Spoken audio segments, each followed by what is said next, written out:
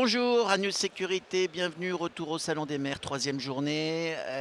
Salon des maires dans lequel, encore une fois, à News Sécurité est bien présent pour se rapprocher des élus. Et les élus qui garantissent aussi, quelles que soient leurs opinions, notre sécurité. Et on va parler encore une fois du continuum de la sécurité. Aujourd'hui, ce matin, nous avons donc Thierry Marchand avec nous. Thierry Marchand qui est le président du SCS, syndicat du Conseil en sûreté et membre de la Fédération française de la sécurité privée. Bonjour Thierry. Bonjour Mickaël, merci de m'accueillir ce matin sur le Salon des maires. Avec plaisir. Alors on fait un bref rappel. Qu'est-ce que c'est que le SCS, le nombre de membres, son existence? Alors très rapidement, le SCS c'est le syndicat du Conseil en sûreté qui a été créé en 2010, à peu près en même temps que la FFSP. C'est d'ailleurs un membre fondateur de la FFSP. Nous accompagnons la FFSP depuis l'origine. C'est aujourd'hui une quarantaine de membres et nous fédérons autour des personnes morales ou des personnes physiques, des acteurs des prestations intellectuelles dans le cadre de la lutte et de la prévention contre les actes de malveillance.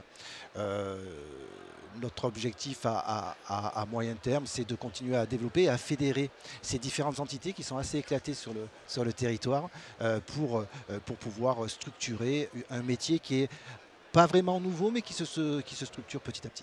Alors, ce qui est tout à fait intéressant avec le syndicat du SCS, donc membre fondateur, mais aussi membre bien sûr de la Fédération française de la sécurité privée, qui regroupe à peu près une vingtaine d'associations, et notamment aussi les donneurs d'ordre avec l'Agora directeur de la sécurité, c'est le seul syndicat qui est à 360 degrés. C'est-à-dire que vous êtes l'intermédiaire de tout le monde, des donneurs d'ordre, de la sécurité aéroportuaire, de l'entreprise de surveillance humaine. Vous êtes un espèce de trait d'union pour l'ensemble des autres filières de métiers en fin de compte. Et en ce sens, comment vous voyez l'avenir de la sécurité privée, justement par le prisme de vos connaissances à 360 degrés? Alors vous avez raison Mickaël de le souligner, nous sommes un petit peu au croisement de l'ensemble des organisations ou des structures qui œuvrent à la sûreté en France et à l'étranger. On aime se considérer comme une interface, c'est-à-dire qu'il y a une capacité à dialoguer entre différents interlocuteurs qui n'ont pas forcément la même sémantique, la même approche. J'aime bien aussi cette idée de facilitation. Facilitateur, c'est pas un très joli mot, mais qu'on a pu connaître dans d'autres activités. Et effectivement, c'est notre place et nous souhaitons justement l'affirmer. L'évolution de la sécurité privée, eh bien, vous avez parlé de continuum de sécurité. Moi, j'aime bien parler de coproduction également, parce que le continuum donne une impression très verticale, horizontale, mais où chaque maillon de la chaîne se suit l'un après les autres. C'est peut-être intéressant d'avoir une réflexion un peu plus en étoile où on va coproduire de la sûreté sur un événement, sur des cas spécifiques. Et le Salon des maires est un bon exemple puisque une collectivité locale regroupe en son sein à la fois les problématiques, mais également, je tiens à le souligner, les solutions. Alors là, on se rejoint, Thierry, c'est effectivement, continuum, c'est un vocabulaire qui a pour objectif un peu de marketer au sein du grand public et de faire comprendre l'importance de la sécurité privée au sein d'une sécurité globale. Coproduction, c'est aussi, et beaucoup ont tendance à l'oublier, le renseignement et l'information. On voit encore dernièrement des affaires criminelles où les alertes ont été faites par des agents de sécurité, par exemple. Tout à fait. Alors, tout à fait. Le rôle des agents de sécurité, de la sécurité privée, est aujourd'hui primordial. Ça a été démontré sur un certain nombre de cas. On met souvent en avant les Jeux Olympiques qui sont effectivement assez emblématiques et qui ont permis de mettre en lumière ce travail au quotidien. Mais on pourrait en citer des exemples dans n'importe quel centre commercial, dans certaines gares, certaines places. Et ça, c'est très important, effectivement. Où j'aimerais rebondir, c'est sur la partie information et renseignement. Effectivement, on a de l'information ou du renseignement, on va dire, opérationnel, comme vous l'avez signalé. Mais, et là, je me replace dans le cadre du syndicat du Conseil en sûreté, on a aujourd'hui aussi alors, on parle de menaces, prenons en considération des problématiques, une problématique réputationnelle, une problématique de notoriété. Et je pense que là encore, je reviens aux collectivités locales, mais l'ambiance m'y ramène, fait que le renseignement et l'information sont aujourd'hui primordiaux, ou primordial, mais pour pouvoir anticiper les problématiques et parfois les régler. Et dans notre syndicat, nous avons aussi cette activité d'intelligence économique et stratégique, un mot un peu barbare pour dire que nous allons faire des veilles et trouver des solutions pour éviter que la problématique se passe. Alors justement, on va revenir sur 2 secondes sur la fédération, cette fois-ci la Fédération française de la sécurité privée. Vous avez un rôle, hein, évidemment en tant que syndicat. Comment vous voyez la fédération aujourd'hui agir avec justement, pas que le ministère de l'Intérieur, on est au Salon des maires, avec les élus, les maires justement, tous ceux qui font aussi, qui œuvrent chaque jour à faire en sorte que leurs concitoyens, dans un centre commercial, dans une gare, dans un établissement public, peu importe, donc dans la rue aussi, puissent vivre en sécurité. Oui, alors ça c'est un élément important. La Fédération française de la sécurité privée a cet avantage dès sa création, et je pense même que c'était son ADN de départ, de fédérer tous les acteurs de la sécurité ou de la sûreté présents dans le territoire en France. Et ça lui permet de pouvoir prendre en compte les besoins et les attentes de chacune des parties et de pouvoir apporter une réponse cohérente et une réponse, je dirais, presque harmonieuse entre des domaines ou des activités qui parfois, je ne vais pas dire ont du mal à se parler, mais ont des objectifs précis. Là, nous, la fédération peut apporter sa réflexion, une analyse prospective par exemple, et un état de l'art général pour pouvoir partager avec ceux dont on parle assez peu parfois, ce sont les clients. Ce sont eux qui quand même apportent les affaires à l'ensemble des organisations. Et donc au-delà du ministère régalien qui sont en charge de la sécurité, le ministère de l'Intérieur en premier lieu, la Défense également, il y a d'autres ministères qui sont touchés. Vous savez, la sûreté touche dans l'entreprise, touche dans la rue, donc c'est amener aussi la sûreté et la prévention dans l'entreprise, parfois dans des établissements publics, pour que la sérénité globale et citoyenne, j'aime bien ce mot citoyenne, puisse être établie, et la fédération avec toutes les parties prenantes peut avoir un rôle, et à mon avis a un rôle et doit le garder à l'avenir. Autre question, là on est toujours au niveau des élus, mais cette fois-ci c'est un ministre qui est arrivé là récemment. Il n'est pas élu, voilà, il est élu maire de Valence. Oui, mais enfin, très important. Oui.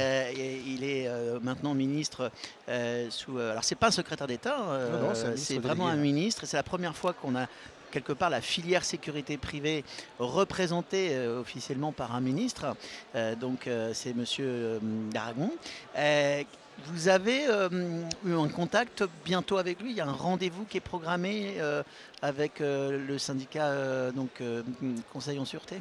Alors, ce ministre, effectivement, on peut accueillir cette nomination comme une bonne nouvelle, notamment dans ses prérogatives. Moi, j'aime le terme sécurité au quotidien, parce que le terme quotidien donne à la fois une proximité vers les gens qui sont concernés, et aussi une permanence. Hein, on est loin des coûts spécifiques, donc ça me paraît très important. Non, le syndicat en tant que tel n'a pour l'instant pas encore de rendez-vous. C'est un ministre qui vient d'être nommé, mais je suis persuadé que justement dans le cadre ou par l'intermédiaire de la FFSP, nous pourrons porter notre parole, puisque l'idée c'est malgré tout d'avoir une structure assez importante pour pouvoir s'adresser à ce niveau-là de responsabilité. Alors justement, on revient à nouveau à une question précise par rapport à monsieur Nicolas Daragon, donc ministre, et encore une fois cette filière sécurité privée qui est représentée. C'est quand même une excellente nouvelle pour la profession et les filières sécurité privée, qui a une reconnaissance absolue de l'État. Et en ce sens, on voit le continuum qui s'est passé pendant les JO était un succès, et il y a cette idée quand même, voilà, ça y est, il y a un État, quels que soient les partis politiques d'ailleurs, il y a un État qui a compris que sans la sécurité privée, ils ne pourront plus rétablir quelque part une sécurité globale. Est-ce que c'est ça le message qui est porté en fin de compte aux Françaises et aux Français? Oui, je crois qu'il y a ce message-là qui est porté en indiquant très clairement que dans sa prérogative, il y avait le secteur global de la sécurité privée. On met en communiquant à nos concitoyens le fait qu'effectivement la sécurité privée dans son ensemble, et j'insiste parce qu'on parlait bien évidemment beaucoup du secteur secteur humain de la sécurité privée, hein, les agents de sécurité et de sûreté que l'on voit et qui sont présents et que l'on doit remercier, mais aussi toutes les autres filières, notamment technologiques, organisationnelles.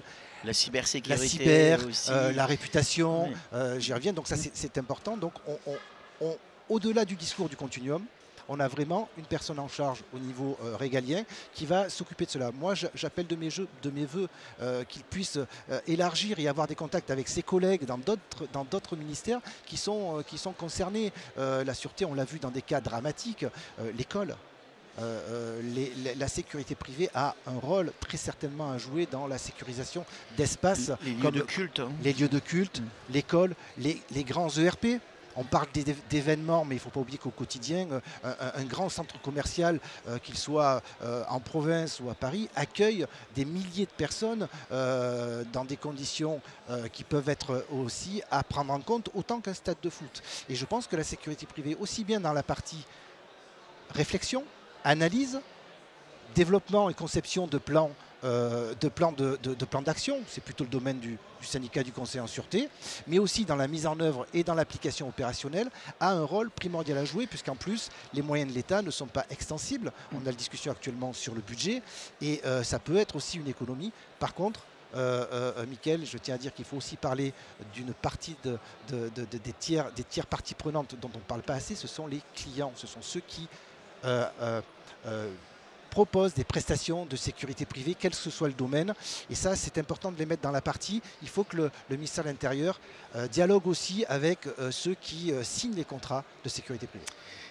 Dernière question, Thierry. Il y a ici même une nouvelle association qui officiellement s'est créée avec retransmission des signatures des principaux protagonistes. C'est une nouvelle association autour de la sécurité résidentielle. Donc vraiment cette idée que des agents de sécurité mobile puissent aller, que ce soit dans les villages ou les villes, dans les lieux de résidence, ça veut cage d'escalier, faire de la mobilité. C'est une continuité quelque part de ce qui s'était passé avec le mouvement organisé par les GIE interbailleurs ou bailleurs, donc, comme le GPIS à Paris ou le GIT à Toulouse, puis après Montpellier et maintenant Nice aussi qui s'y met, pour tout ce qui est, on va dire, entre guillemets HLM, mais c'est les bailleurs sociaux. Vous voyez ça d'un bon angle, là aussi il y a une progression de la sécurité privée, il y a une compréhension aussi des élus en disant là on a quand même besoin, une fois encore, d'une sécurité tout autre que la police nationale et la police municipale ou de la gendarmerie, parce qu'ils n'ont plus le temps, ce n'est pas forcément leur compétence, et il y a des gens qui vont être hyper spécialisés dans un domaine très précis qui est la médiation, les visites et être sur le terrain. Non, je pense qu'effectivement, c'est un des chaînons qui était encore manquant certainement en France, sauf quelques expériences très précises et qui ont donné des résultats très intéressants, vous l'avez dit, avec les bailleurs, notamment les bailleurs sociaux. Et je pense qu'effectivement, ce domaine a un bel avenir. Parce que ça intègre là aussi un besoin de réflexion préalable. On ne traite pas l'espace public comme l'espace privé. Et aujourd'hui, moi, c'est ma vision, elle est peut-être un peu personnelle, hein, là je prends ma casquette personnelle, c'est qu'il y a un effacement des frontières entre le domaine public, qui jusqu'à présent était un domaine régalien, totalement régalien, et qui doit le rester pour plein de points, et le domaine privé. On a des espaces maintenant qui sont intermédiaires, on parlait des centres commerciaux, qu'est-ce qui est privé, qu'est-ce qui est public, avec des propriétaires, avec des locataires, avec des utilisateurs.